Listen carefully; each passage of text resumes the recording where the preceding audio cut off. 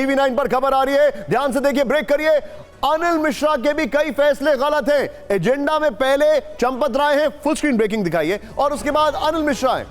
अनिल मिश्रा के भी कई फैसले गलत हैं, यह बड़ी खबर आ रही है। बैक टू अजीत जी। अजीत जी, मेरा फिर से वही सवाल है, क्या बाकी सदस्यों की जिम्मेदारी नहीं बनती है? उनको क्या ऐसा हो सकता है they were completely in the dark? अगर वो हमारे यहां कहते हैं ना sir, ignorance of a law is not an excuse to law. अगर आपको पता नहीं है तो ये आपकी गलती है। बिल्कुल एकदम ठीक बात आप निशान जी कर रहे हैं, और बड़ा जायज सवाल उठा रहे हैं, और ये सवाल इसलिए जरूरी है। सर, एक बड़ी खबर आ रही है, चंपत राय बड़े फैसले लेते थे, ट्रस्ट ने कहा। ट्रस्ट कह रहा है कि चंपत राय बड़े फैसले लेते थे। ट्रस्ट की बैठक के अंदर से एक खबर आ रही है, ध्यान से देखिएगा। ट्रस्ट की बैठक से एक खबर आ रही है, चंपत के सबसे ज्यादा अधिकार थे। ये देखिए जरा, सबसे ज्यादा अधिकार थे, चंपत राय सबसे बड़े फैसले लेते थे। फिर मेरा सवाल, अजीत सर मैं आपके पास वापस आ रहा हूं, and coming back to Abhijit. Abhijit, ये एम्पावरमेंट किया किसने इनको? क्या ट्रस्ट ने रेड फ्लैग क्यों नहीं किया पहले इसको? ये एम्पावरमेंट किसने किया इनका?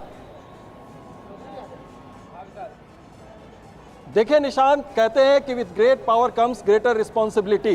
पावर तो मिल गई, लेकिन रिस्पॉन्सिबिलिटी निभाने में कहीं ना कहीं चूक हुई है, और यही इस बैठक में चर्चा का विषय मेरा सवाल है कि जब मेरा सवाल आपसे यह है, जब इनको इतनी पावर से इंट्रस्ट किया गया, तो क्या किसी के पास यह अधिकार नहीं था कि उसको रेड फ्लैग करे?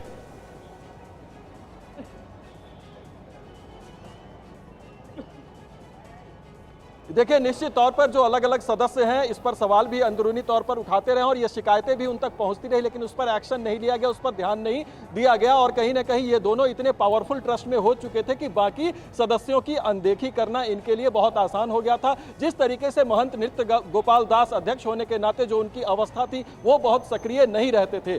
जब यह प्रकरण प्रकाश में सामने आया तो उनके उत्तराधिकारी ने, ठीक है, आप मेरे साथ बने रहिए, मैं कुमार कुंदन पे आ रहा हूं, लेकिन ये खबर बहुत बड़ी है, फुल स्क्रीन पर ब्रेकिंग दिखाइए। और विजय, इसके बाद हम वापस आएंगे चंपत राय और अनिल मिश्रा वाले ग्राफिक्स पर, इस खबर के साथ दिखाएंगे उसको। ये देखिए, चंपत राय बड़े फैसले लेते थे, ट्रस्ट ने ये कहा है। फिर देखिए, अनिल मिश्रा के पास भी बड़े अधिकार थे, ट्रस्ट ये कह रहा है।